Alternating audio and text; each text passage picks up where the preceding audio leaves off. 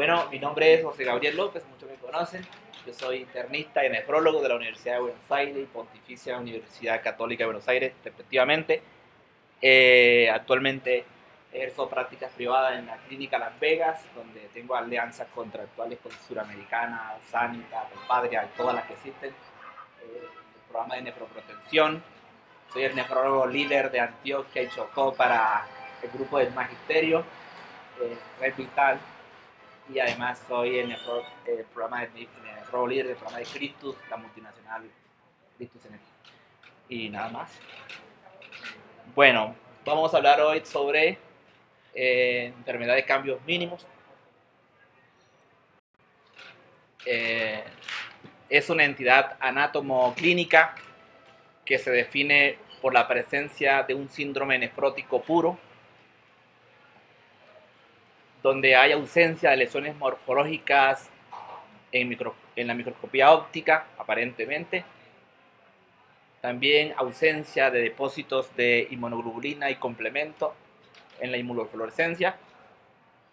Y la lesión característica, que es la fusión de los pericelos, que se puede observar solo en la microscopía electrónica. Se trata de una de las tres enfermedades agrupadas dentro del síndrome nefrótico idiopático, y allí comparte con la glomerulosclerosis focal y segmentaria y la glomerulonefritis mesangial IgM. Entre ellas están dentro del síndrome nefrótico, digamos. Estas entidades afectan las células epiteliales viscerales o podocitos. Eso es lo que las características, lo que lo caracteriza a las tres. Y hay un dilema, o hay una duda, mejor dicho, un interrogante, que no sabemos si la enfermedad de cambios mínimos y la glomerulosclerosis focal y segmentaria se trata de una misma entidad o son entidades diferentes, o es la misma identidad en diferentes etapas evolutivas. No sé si esa señora es la misma, no sé si es la misma persona o si son distintas. Puede estar pasando lo mismo con la glomerulosclerosis focal y segmentaria y la enfermedad de cambios mínimos.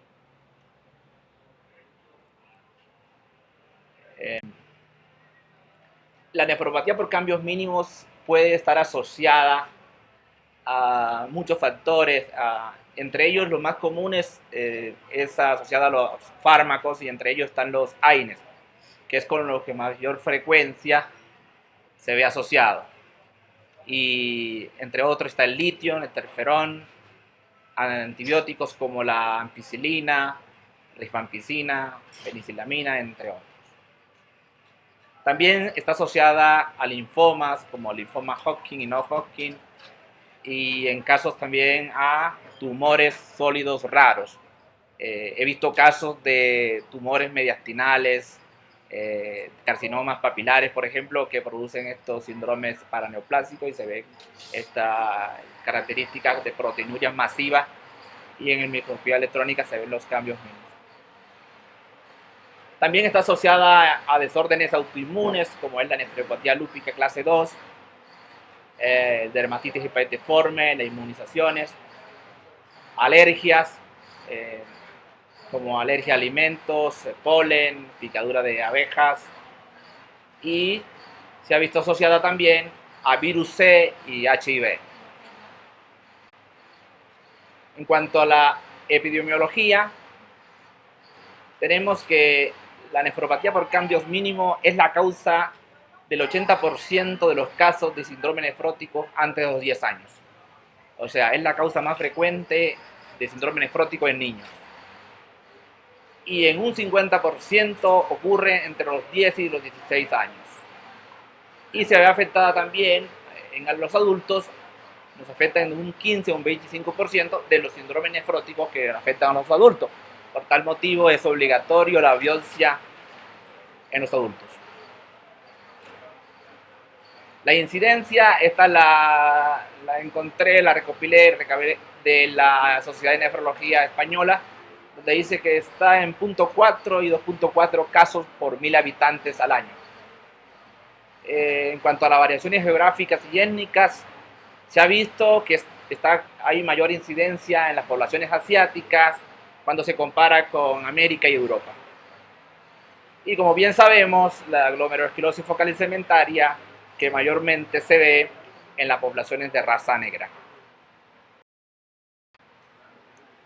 En cuanto a la etiopatogenia, pues es poco conocida, comparte con la glomerulosclerosis focal y segmentaria algunos mecanismos fisiopatológicos, como ambas son enfermedades de los podocitos, en ambas se afectan vías de transducción de la señal intracelular y la estructura del podocito, y estas anomalías, se dice, son consecuencias de la regulación anormal de la subpoblación de células de linfocitaria T. Dice que estos linfocitos T liberan o generan un factor circulante, un factor de permeabilidad capilar que produciría el daño a nivel a la ultraestructura.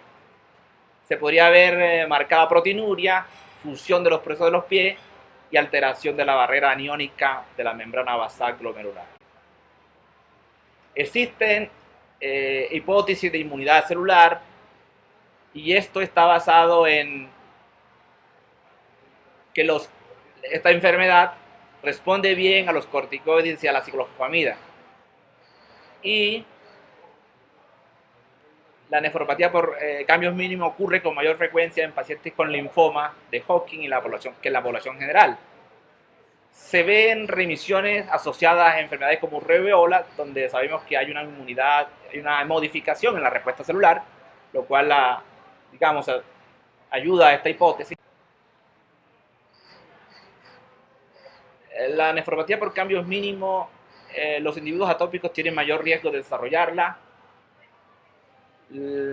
Las células T inmaduras y poco diferenciadas se han implicado también, como los CD34. Se dice que hay una disfunción de células B que podría producir un factor de permeabilidad glomerular. Esto se observó con la evolución favorable cuando se usa rituximab en pacientes corticosensibles. En cuanto a la anatomía patológica, es característico en la microscopía óptica, la principal característica morfológica es la ausencia de alteraciones ópticas en el parenquima renal. La estructura glomerular es de apariencia normal, sin alteración de óptica de la pared capilar glomerular, ni alteraciones en la celularidad glomerular. La membrana basal glomerular es normal en grosor, textura y contorno. Este es un glomérulo que no tiene nada. No hay depósito de hemoglobina o complemento en la inmunofluorescencia. La lesión histológica característica se ve en la microscopía electrónica, que es el borramiento difuso o fusión de los procesos epiteliales o podocitos. También se ve retracción, ensanchamiento, acortamiento de los procesos de los pies de podocitos. Y hay algo interesante, que se ve una reducción numérica de los espacios entre los procesos epiteliales. Y al haber esta reducción numérica de los espacios entre los procesos, hace que la carga de filtración del plasma se exceda, por tanto se viertan más albúmina al espacio urinario. Y esto podría explicar la albuminuria masiva. También es de saber que los procesos epiteliales se recuperan con la remisión de la proteinuria. Este es lo normal. Vamos a ver si podemos mover. Acá está. Acá están los procesos epiteliales, la célula epitelial con sus pies, ¿cierto? Este es el lumen, el espacio urinario, y vean que la membrana está acá, conservada, y los procesos epiteliales se conservan. Y esta sería la lesión que sella a la enfermedad de cambios mínimos, que es el borramiento de los pedícelos, ¿sí? Y se observa una membrana basal íntegra, conservada, el lumen, y tampoco se observa depósito, ¿cierto? En cuanto al diagnóstico diferencial, nos encontramos con la nefropatía por IgM, que en la inmunofluorescencia se observa depósitos mesangiales de IgM, nefropatía por C1Q, las cuales en la inmunofluorescencia podemos ver depósitos mesangiales de C1Q, y en la glomerulosclerosis focal y segmentaria, cuando identificamos la lesión de la esclerosis segmentaria, ya no hay más nada que hablar, estamos hablando de que es una glomerulosclerosis focal y segmentaria. Aunque el borramiento de los procesos de piel no es solo de la enfermedad de cambios mínimos, también se puede ver en otras patologías glomerulares. Por ejemplo, la glomerulosclerosis focal y segmentaria asociada a VIH, inclusive la nefropatía membranosa, incluye el lupus membranoso, nefropatía diabética y amiloidosis. Los anteriores tienen hallazgos característicos en la microscopía óptica, ¿sí?, y luz, que los hace diferentes a cambios mínimos, por tanto, ahí se haría el diagnóstico diferencial.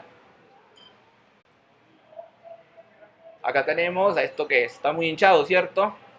Entonces, esta sería la clínica del paciente.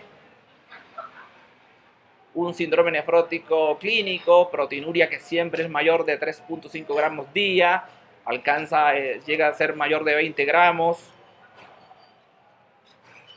Es una proteinuria masiva, con edema generalizado, de aparición brusca, puede alcanzar a citis, derrame pleural en algunos casos.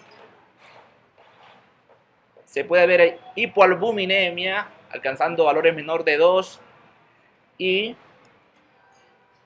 hiperlipidemia con hiperlipiduria, que también es característico, antes se llamaba nefropatía lipidea.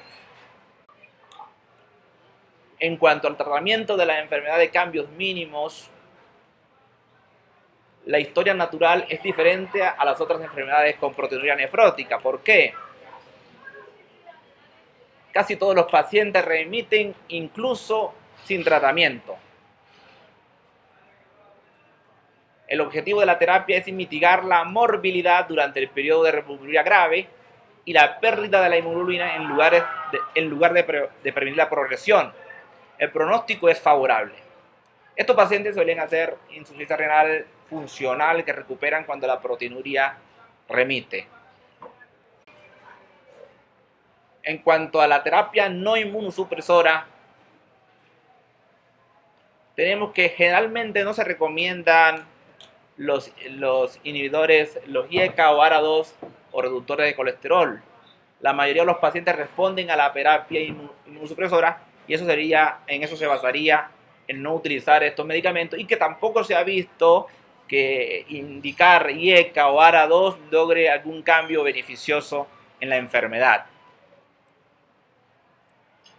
Puede considerarse iniciar estos medicamentos en el caso de que la proteinuria persista después de 16 semanas, pero los pacientes con enfermedad de cambios mínimos son edematosos y con frecuencia hipertensos, entonces necesitan una terapia de primera línea.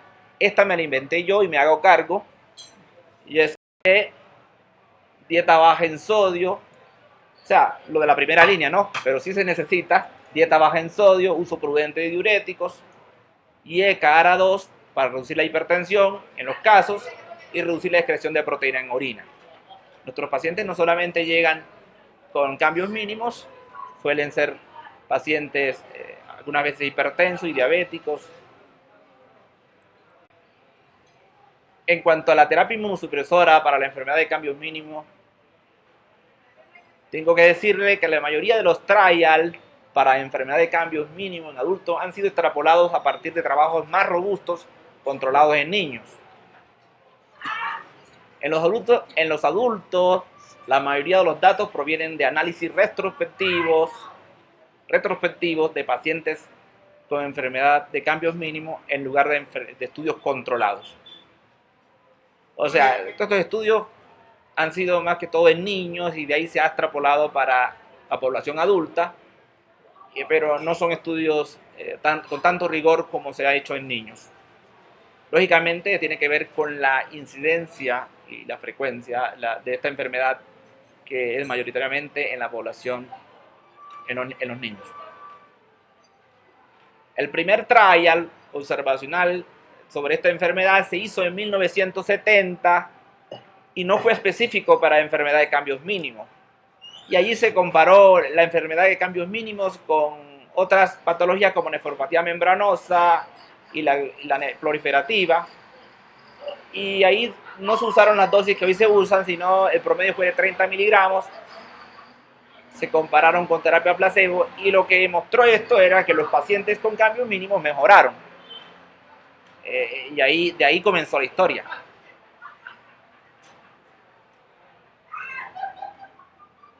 El nivel de evidencia para el tratamiento de la enfermedad de cambios mínimos es débil. Antes de iniciar con los fármacos para la terapia, tenemos que saber, digamos, o recordar las definiciones de la respuesta a la terapia. Por ejemplo, en el contexto de las recaídas. Entonces se llama de remisiones y recaídas. Por ejemplo, tenemos remisión completa, es una reducción, todo en adulto, ¿no? Vamos a hablar de adulto. Remisión completa, reducción de la proteinuria a menos de 300 miligramos día. Y una remisión parcial, me perdí. ¿Ustedes la ven? Aquí no sale. Remisión parcial. Perdón. Remisión parcial es cuando la reducción de la proteinuria es en valores absolutos entre 0.3 gramos y 3.5 gramos día, o cuando la proteinuria remite a más del 50% de la proteinuria de base. Y una recaída es el incremento de la proteinuria a más de 3.5 gramos día después de un mes de una remisión completa o parcial. Y recaída frecuente viene a ser más de 2 recaídas en 6 meses después de la respuesta inicial.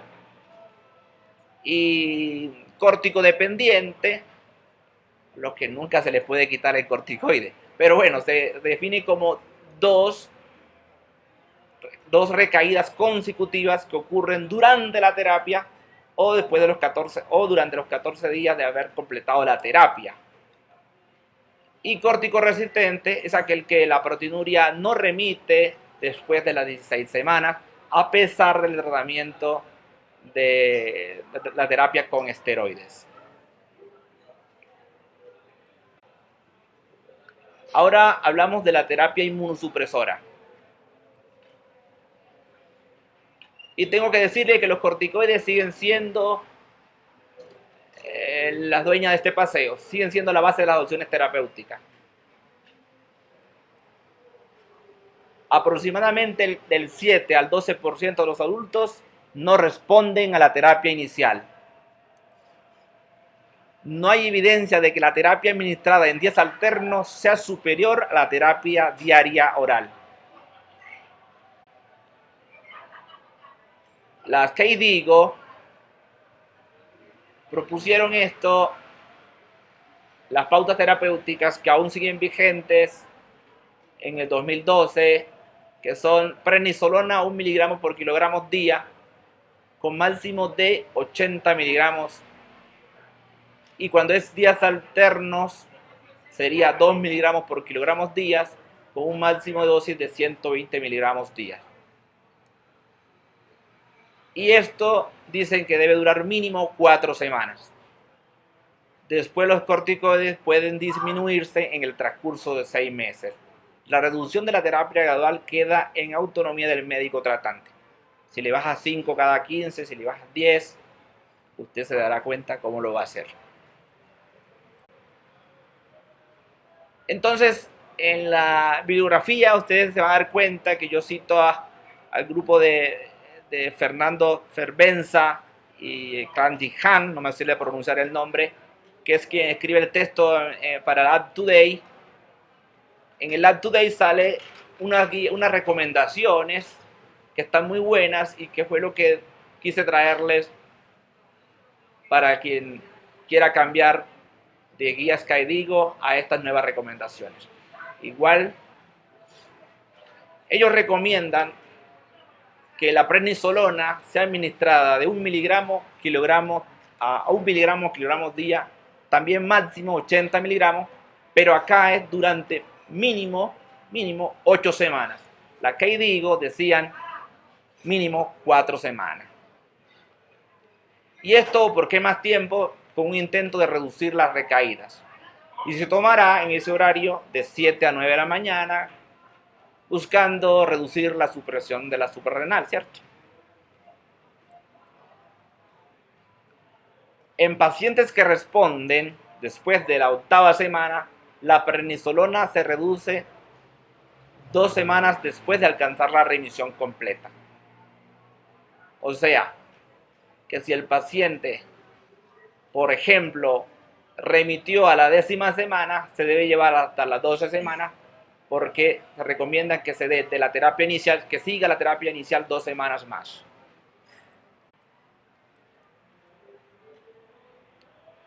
Y dicen que después que el paciente, si el paciente remite, lógicamente, antes de la 8ª semana, después de la 8ª semana, el paciente cambia abruptamente, desde la 8ª semana, cambia abruptamente a un régimen de días alternos. Y esta reducción se haría de 5 miligramos cada 2 semanas o cada semana, hasta alcanzar una dosis de 20 o 30 miligramos días interdiarios.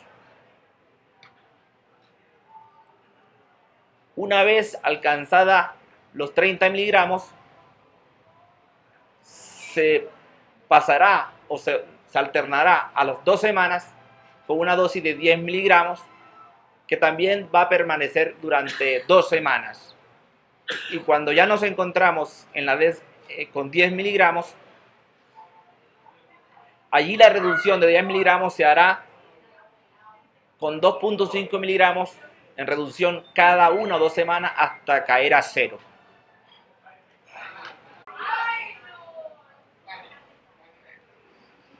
Cuando no hay remisión, la dosis de esteroides se mantiene hasta las 16 semanas, dosis de inicio, ¿cierto? Entonces, ahora, perdón, estamos hablando de, sí, se considera corticoresistente. Luego de eso, sabemos que el paciente no va a responder y se reduce la dosis a lo más bajo posible.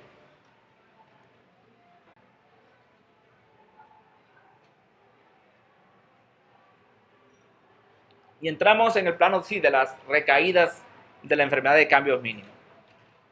¿Y qué pasa con los pacientes que recaen cuando ya no tienen esteroides? Requieren el restablecimiento de la terapia esteroidea inicial. A menudo resulta remisión con ciclos más cortos de la misma inicial. Por tanto, se recomienda que se regrese, digamos, se reinicie la terapia inicial a 1 miligramo por kilogramo día, pero ahora sí por 4 semanas. Esto es cuando es la recaída, ¿cierto?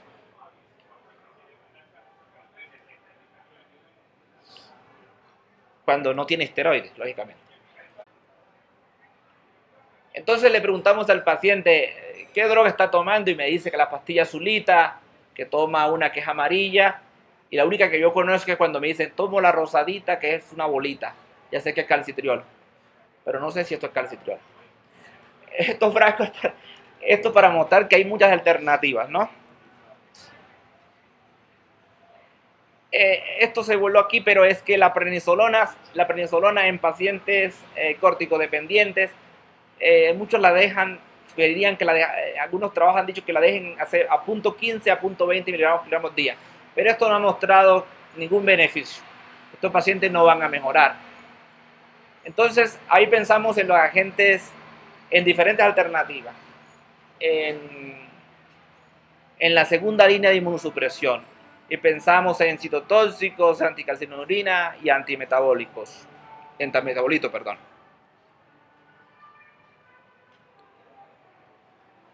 Estos agentes se administran luego de que el paciente está en remisión con esteroides. Antes de yo iniciar la ciclosporina o la ciclofamida o el que yo quiera usar, debo tener el paciente en completa remisión con esteroides, ¿cierto? Que la proteinuria haya remitido. Se prefiere como segunda línea de inmunosupresión la ciclofosfamida porque genera remisiones más sostenidas. Y además que es un ciclo, son 12 semanas, muy corto.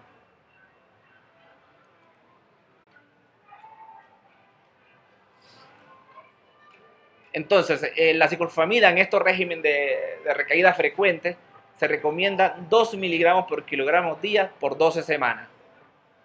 Lógicamente, primero se debe inducir la remisión de la proteinuria con esteroides y ahí se inicia entonces la ciclofosfamida. Se hace el control de los leucocitos. Los pacientes corticodependientes tienen tasas de recaídas más altas.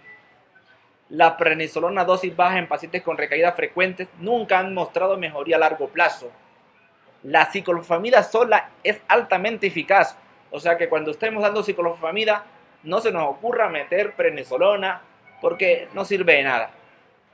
Se debe evitar la terapia prolongada por más de 12 semanas o ciclos repetidos de ciclofosfamida. Si usted la ciclofosfamida a las 12 semanas no le funcionó, sáquelo porque le va a quemar las gónadas.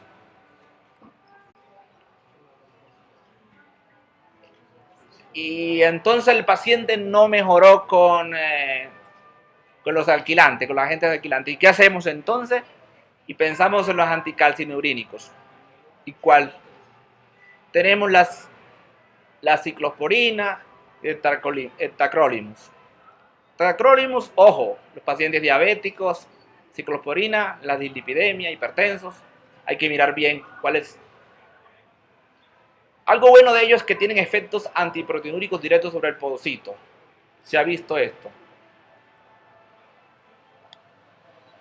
La ciclosporina, lógicamente, es la posible alternativa en pacientes que continúan con recaída después del ciclo inicial con ciclofosfamida y que son corticodependientes. Ya lo había dicho antes, es importante evitar la toxicidad gonadal por la ciclofosfamida. La dosis recomendada alta la dosis recomendada es de 4 a 5 miligramos por kilogramo día dividida en 2. Los niveles en valle que se recomiendan es de 100 a 200 nanogramos mililitros. Y el tratamiento debe ser tendido entre 18 y 24 meses.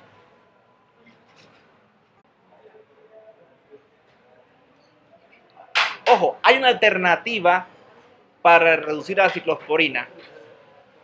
Y es que cuando el paciente se le inició esa dosis de 4 a 5 miligramos por kilogramo de ciclosporina, cuando ya logra la remisión, entonces se dice que se puede switchar, reducir la dosis a 1.2 miligramos por kilogramo día hasta alcanzar 24 meses. Es que está muy buena porque es una dosis baja. La prednisolona a dosis de 0.15 miligramos por kilogramo día se administra simultáneamente con la ciclosporina por 6 meses. O sea, sí está recomendado que se utilice la ciclosporina asociada con la prednisolona. Se ha demostrado que las recaídas, hay más retardo en las recaídas, digamos, en la reparición de recaídas, con las recaídas. Por tanto, sí se recomienda. Después de los 6 meses se reduce prednisolona a 7.5 miligramos por kilogramo día o 15 miligramos días alternos hasta completar el tratamiento con ciclosporina por 24 meses. Parece que las remisiones son más prolongadas con esta combinación, ya lo dije. La terapia es prolongada para minimizar las recaídas. Si a los 6 meses no hay respuesta con la ciclosporina, me equivoqué, buscar otra opción.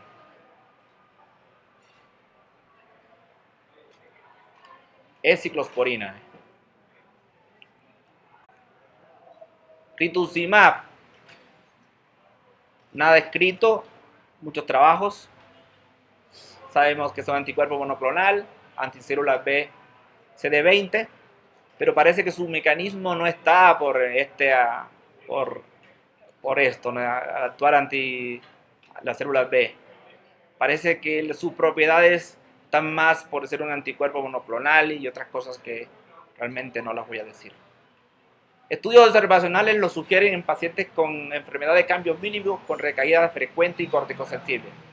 Sería la opción si la enfermedad de cambios mínimos no responde después de los 6 meses de tratamiento con ciclosporina.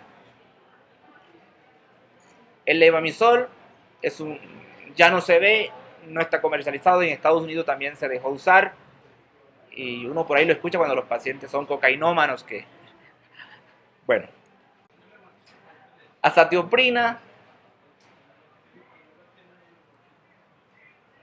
Experiencia limitada. Micofenolato. Pues se demostró que el micofenolato tiene cierta eficacia para el tratamiento de la glomerulosclerosis focal y segmentaria, por lo que no es irrazonable afirmar que puede ser eficaz para las enfermedades de cambio mínimo recidivante o córtico-dependiente. Y ahora les voy a hablar de la enfermedad de cambios mínimos córtico-resistente. Aproximadamente entre el 5, me perdió, entre el 5 y el 10% de los pacientes adultos con enfermedad de cambios mínimos parecen ser resistentes a los corticoides.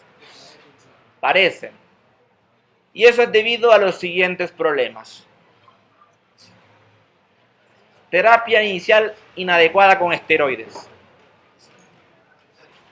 Duración del tratamiento menos de 16 semanas. Y en estos casos dicen que un curso más largo induce remisión en algunos casos. O sea que habría que ver también si uno, antes de decir que es córtico resistente, ¿por qué no darle un poco más?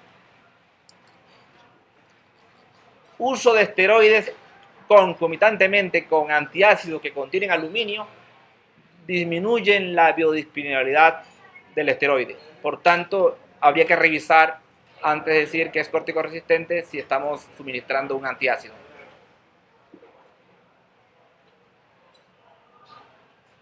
Y a veces diagnósticos incorrectos, con mayor frecuencia la glomerulosclerosis focal y segmentaria, que no se detectó por error de muestreo y ya ustedes saben lo demás. Biopsia renal con pocos glomérulos, o sea, serían el posible hecho por el error de la glomerulosclerosis, de no encontrar una glomerulosclerosis. Y en cuanto a la enfermedad de cambios mínimos córticos resistentes, se puede concluir. Las respuestas parciales no son características de la enfermedad de cambios mínimos. Siempre sospechar diagnósticos erróneos. Entonces, ¿qué hace Donald Trump y esta señora? Son muy parecidos. Ambos tienen una pala, un artefacto que recaba la arena, la tierra. Él tiene más plata, pero la señora tiene más bolsillo. La cara es idéntica, puede ser su hermana. Pero él está recabando, y ella seguramente que sí. Y quizás ambos están en diferentes facetas y en diferentes condiciones económicas seguramente. Pero, ¿qué hacer? Lo que hace Donald Trump. El primer paso es reevaluar la biopsia. Si usted dice, tengo un paciente córtico resistente, bueno, nos llama a decir que tenemos que reevaluar la biopsia. Vamos a buscar la biopsia. Dice el paciente, me la hicieron en la clínica de Medellín y nunca aparece. O si te la hicieron en la clínica, en el hospital general, tampoco nunca aparece porque siempre me pasa. Así que hágasela de nuevo. Entonces, Si ya encuentras esclerosis segmentaria, es suficiente. Cuando recabas la biopsia, reevalúas la biopsia y encuentras esclerosis, ya está el diagnóstico, no hay más nada de que hablar. La punción biopsia renal está indicada en pacientes con anticalcinurínicos, en aquellos que la creatinina aumenta más de un 30% respecto al inicio, pero hay que preguntarnos qué evalúa. No, las lesiones vasculares e intersticiales inducidas por tratamiento. Esta es la bibliografía y estas personas son las que recomiendan las últimas recomendaciones que di en el Up to Date. Y bueno, y unas diversas publicaciones en España, otras en Reino Unido, etc. Y una reflexión es que todo sería mejor si entendiéramos que no actuamos porque pensamos, sino que lo que hacemos, que lo hacemos porque lo recordamos. Muchas gracias.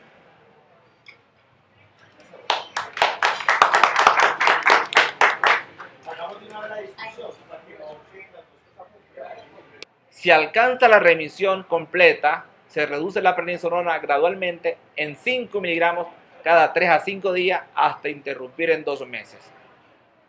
¿Por qué no cada semana, cierto?